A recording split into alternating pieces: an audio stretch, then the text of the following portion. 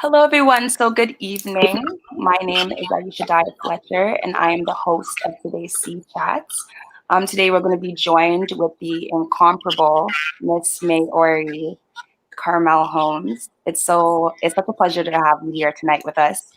I myself, like I was explaining a little bit earlier, have graduated from the POV and C Toronto's production assistant training program.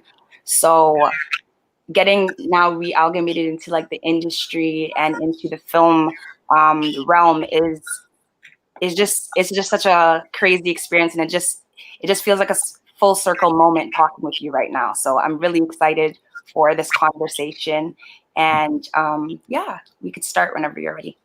Sure. Thank you for having me. It's really nice to meet you. Thank you. So I know that you probably get this question all the time, but how did you get started in the industry? I grew up in theater and dance mostly, and also was really interested in journalism. And so, I studied all of those things in high school and in undergraduate. And then I decided, after working as a journalist for a couple of years, to go to graduate school for film. And so I studied there, and then began everything else after graduate school.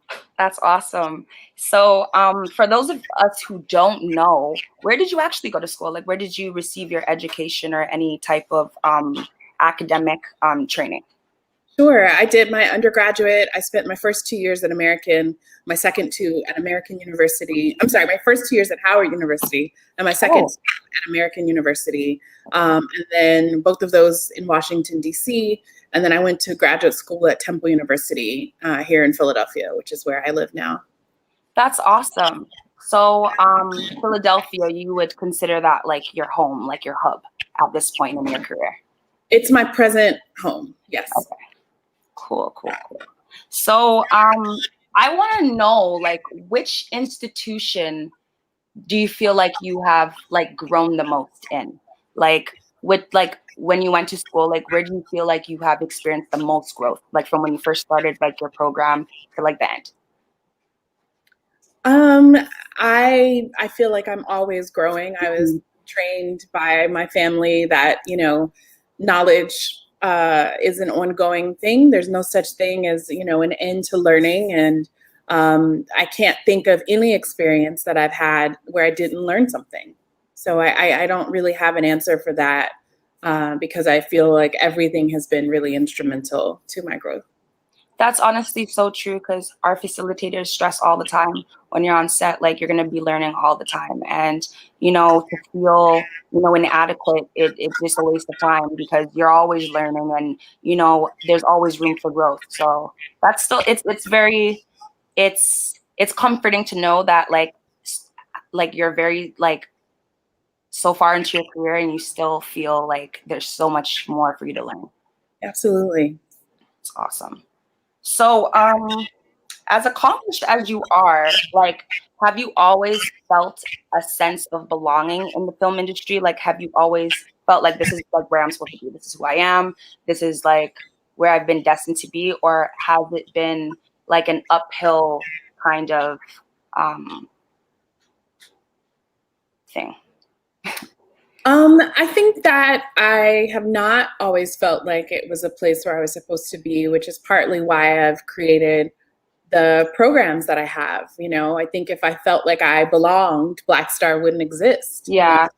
And the previous project that I had done, which was for women, also wouldn't have existed. And so I think that being both a woman and a Black person in the US, there are ways in which my being, it feels marginalized. And I don't feel like there have been, for all of my life, there weren't always models for who I could become or what I could accomplish. So, no is the answer. Yeah, I know sometimes like it's difficult to like get to find your footing in the industry, especially since there's so much other faces. Our facilities, stress that a lot, and sometimes you might be the only one that looks like this, and you just kind of have to exist and just stand in it. And That's awesome because I did read that you started Black Lily Film Festival as well as Blackstar, and I just feel like it's such an awesome thing to give back to not only the community um in Philadelphia, but just for the Black diaspora at large, because we are so underrepresented, and we don't have the stories being told, especially from our lens. So I just feel like it's amazing that you give people the platform to showcase their stories and their journey and just how they view life. Thank you. It's awesome. Um, so as a person with your scholastic achievements, um, is it like hard for you to like marry themes, like different themes of like filmmaking? Like, because sometimes like when we're making films, there's different themes and everything is kind of everything kind of marries together. Is it sometimes difficult because of your educate? Like, do you feel sometimes it's like burdensome because you know so much and you want to give so much to the project, or is it almost second nature for you because you know so much? I don't take anything for granted. So I wouldn't say that there are things that are second nature. Every project requires studying, it requires organizing, assessing, figuring out where you're going to create something. I don't make as many films as I'd like to be making. I'm primarily working in the field as a curator and running the festival, so as an arts administrator. And I think in terms of doing those, I mean, I think we thought we had the festival, into some kind of pattern or expected sort of role. My vocabulary is missing me right now, but and then COVID hits, right? And so everything that we had learned about how to run the festival has completely changed. And so, another example of just being ready to expand and to grow. So speaking of the festival and just being ready for just change, especially with COVID going on, like is the festival still happening this year, and how will you guys go about the festival with all like the health and safety precautions, as well as social distancing and all of that? So our country was really hesitant from the government to respond to the virus. So as you probably know, we have incredibly high cases and infection rates. And so we're not fully open in the ways that we had been. So it's not possible to have a festival in person, period. I mean, safely or legally. And so we are having the festival online. There will be a couple of drive-through screenings, but most of the awesome screened online. That's so cool. I would love to like go to like one. Like, I just wish I lived over there so I could like be a part of that. That's awesome. I don't even think I've been to like a drive-through since I was like young. So that would just be like really nostalgic to experience that again and to just be immersed in the culture around, our people. That's just awesome. Like, I love that. So is there a production you've worked on that wasn't your own that you felt emotionally connected, like extremely emotionally connected to? Like that you weren't producing, or that it wasn't like your production?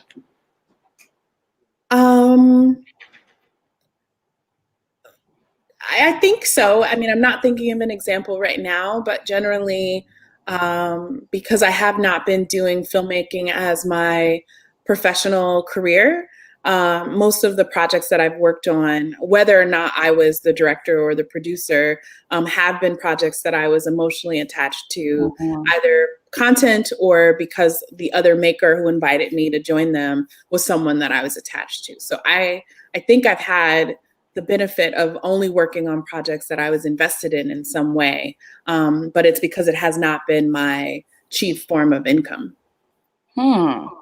So do you feel like because like you were emotionally invested, like it was easier for you to like give your all to the production, or did sometimes like it impede the process because of the emotions? I don't think I'm going to answer either of those. I think that because I'm invested in the projects, I show up for them. I show up for everything that I agreed to do. So I don't think that I have had anything where I don't give my all. It's just sort of how I'm built. And I also don't think that I am someone for whom emotions are going to cloud my capacity to work. So no matter how I felt about a project, I would still finish it. I would still get to the finish line. It's just sort of the way that I move in the world. So, is there a particular project where you felt that like maybe you had like an aha moment, like you felt like it kind of changed the trajectory of like your career? not yet. No. Hmm. It's still in the horizon. I hope so. I mean, that. It's going to be. You have to speak it into existence. So like as a woman of color in the industry, and like we're always expected, just to, even in our personal life, to be, strong and to just kind of just, waver fearlessly, and to just keep on pushing on. How do you deal with stress, especially like, as a woman in this industry, and balancing your personal life, like making time for your personal goals versus your career goals? Um, I don't think that I do. I don't think I'm balanced at all. Is that And your advice? yeah, that's not advice. So I don't know that I can give it, to be honest. I think Yeah, that I have worked incredibly hard for a really long time, and I don't recommend it, but I don't know how else you make things happen that don't exist, right? Like, I yeah, think um, this industry itself is one that requires lots of hours. To do it as a marginalized person requires additional hours, and to do it in addition to other work that you're doing also requires hours. So for me, there has been no way around it if I wanted to pursue the things that I've pursued. I think that I definitely see younger folks being more conscious of their time up front and making space for rest. And I fully support that. I think that's important to do. But I don't want to misrepresent my own experience. And so I can't tell you how to do it because it's not something that I've been doing. So. I get it. So, like as a novice in this industry, myself included, especially for people of color, what are the best ways for us to promote ourselves without running into like tokenism and sensationalism? I don't think those things have to be conflated at all. I think that tokenism is not usually something that you do, it happens to you. Yeah, You can choose whether or not you want to participate. I think it's important to be clear when someone makes an invitation why they may be asking you, who came before you. I have learned to ask those questions. I don't like to do things that I get asked to do at the last minute because that generally implies some last minute thought on someone's part, particularly if it's coming from a mainstream or white led institution. So that's generally something that gives me pause. If I know that an organization has had trouble with people of color or with gender in some way, I generally do some digging before I accept an invitation. And I think everybody has to do that. I think that's how you combat that. And I also speak out against it. yeah, I've been invited to be part of things, and I know that the reason they're asking me is because of my age or my gender or my race. And I will push up against that so that it's not just me, and making sure that they're asking 2 or 3 other people as well so that we come in as a cohort and not me coming in on my own. So I think you really have to have a lot of agency, and you have to advocate for yourself in order to avoid that. I think in terms of promotion, I obviously did not grow up with social media. I'm of a generation that started, the internet came to us at the end of high school. So I think many of the things that younger people consider as, it's sort of natural for them to consider how to promote themselves, it is so much delayed for so many others of us, because it was about the craft before you even considered promotion. And I don't want to, sort of belabor and say like, oh, there's this, young people are focused on promoting themselves. But I do think there's something to really, really making sure that you understand your craft and that you understand the history of the field that you've chosen before you go out and consider marketing. That said, marketing is incredibly important. We know this. It's important for how people think about you, how they think about your work, how they consider you. Although some of my favorite filmmakers don't participate at all, and I envy them so much. I think if I were just an artist and I wasn't someone who was, basically selling tickets to programs, I would not be online at all. But I feel like in my role as a curator and as a programmer, I have to be online in order to present the work that I'm doing to the public. But I really, really envy people who have no profile on Instagram or, on Facebook. And I think people have to decide for themselves at what level they are comfortable promoting. But I think that's a separate issue from tokenism. Yeah, most definitely. And I also agree with you. I feel like that's very important to, band together, because, more voices are, more powerful than one, as well as, sometimes not everybody is able to advocate for themselves. So having a strong person that could take the driver's seat and advocate for, the masses is very important. And, I feel like it should be encouraged more, especially within the industry, because I think sometimes things are so nuanced, and there are things that are just, kind of set in stone, and everybody just kind of rolls with the punches. And I think, having people who are willing to advocate and stand up, especially not just for themselves, but for others is a really powerful thing. I agree. It's very powerful. So due to like the lack of representation and diversity and exposure for people of color in film, are you ever planning on making your festival a traveling one? Because there's so much other places that I feel we need this. We need this.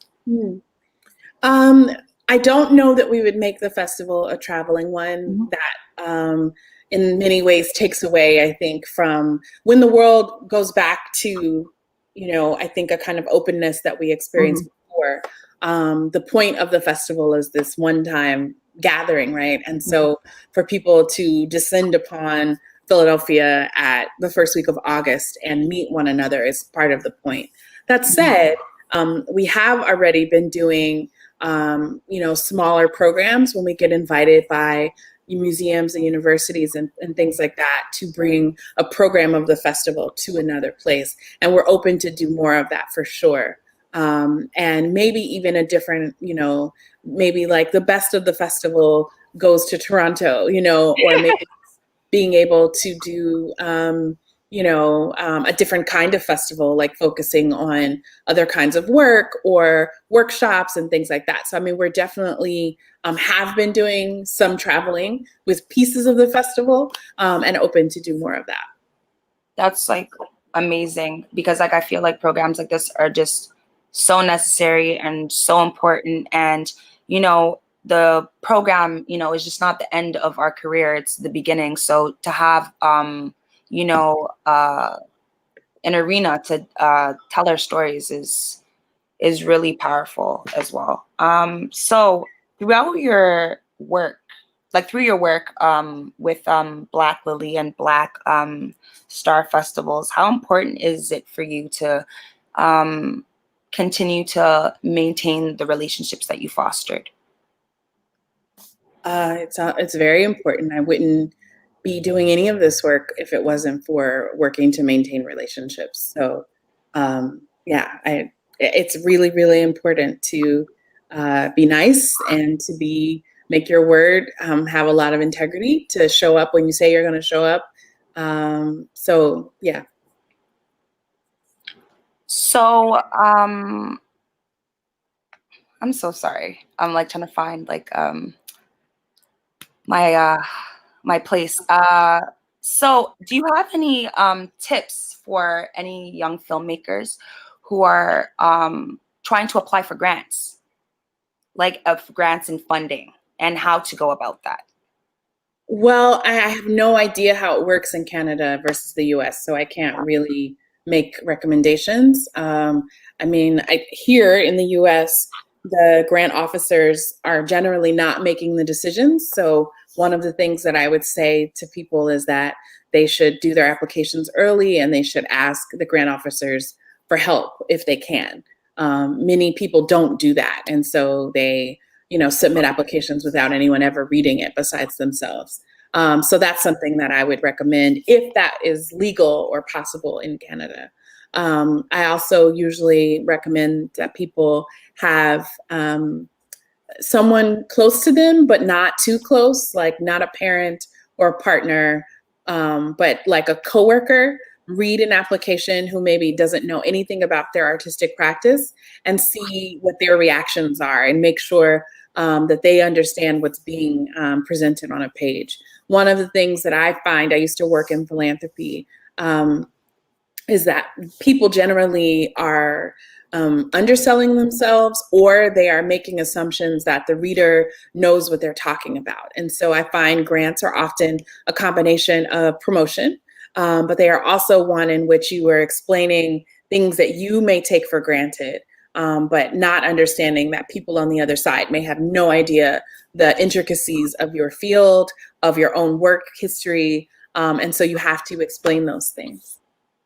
Yeah, you have to be very clear, I guess, in what you want in order to get what you want. Since you're like passionate about like highlighting, obviously like the plight of people of color, I know that you also allow submissions from around the world, and the film festival has been able to span across the continents this way. People have been able to submit their things from the Middle East as well as Asia, as I heard you discuss in an interview. Um, is it heavy right now, especially what's going on globally with the coronavirus, like xenophobia, maybe some Asians may be experiencing, or especially what happened in Lebanon the other day. Do you have any submissions from those places, and is it a really heavy time right now? Well, it is a very heavy time right now for the reasons you just said. But in terms of our submissions, we opened in January and closed in April. So by and large, people had not made films that were dealing with coronavirus, and definitely not dealing with what happened in Lebanon 2 weeks ago. So we don't have, I think there was one film where they were able to like scramble and get it together very quickly as like a short experimental film that is addressing coronavirus. But for the most part, we won't see those films until next year. Okay. And when did you say the applications are again? Just for everybody who wants to know. I don't have the exact dates, but they generally open in January and generally close in April. Okay. That's awesome. So that's actually like a really good like time for like people to like actually submit their work and projects and actually get and produce like well-produced work. So that's like amazing. Before you go, I wanted to know if there was anybody you ever wanted to interview. I think I'd love to interview Oprah. Oprah. A real personal coup for me. Yeah, I would love to interview Oprah as well. It seems like she would have like, she just seems so insightful. Like she would just give you gem after gem after gem after gem. So I would just be there just soaking it up like a sponge, like right now. You've been like, honestly, like a pleasure to speak with. I'm so sorry, I'm nervous and I can't even get out my words right now. You don't seem nervous at all.